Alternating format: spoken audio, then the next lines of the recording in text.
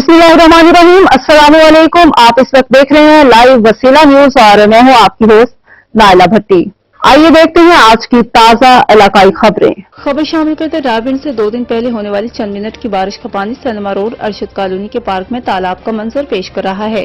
इंतजामिया की नाअहली का मुंह बोलता सबूत है। सीईओ यूनिट रायबंद की कारकर्दगी के राज का चंद मिनट की होने वाली बारिश ने पर्दाफाश कर दिया। ये तो मामूली बारिश हुई है। महकमा मौसमियात की पेशनगोई के मुताबिक आने वाले हफ्ते लाहौर समेत मुख्तलिफ शहरों बल्कि पूरे पंजाब में तेज आंधी और बारिश का बताया जा रहा है।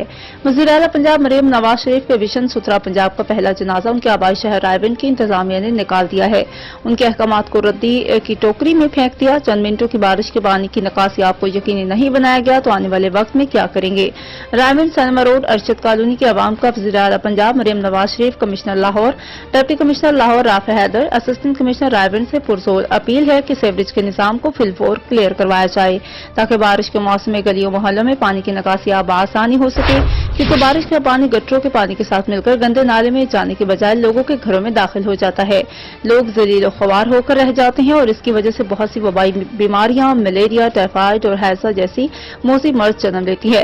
लिहाजा हुकूमत वक्त से गुजारिश है कि सीवरेज के निजाम को जल्द से जल्द बेहतर करवाने के अहकाम जारी किए जाए। रिपोर्ट सदर प्रेस क्लब तहसील रायबंद, राना मोहम्मद जमान जोया, लाइव वसीला न्यूज। अब तक के लिए इतना ही। मज़ीद खबरों और मालूमात की अपडेट के लिए देखते रहिए लाइव वसीला न्यूज।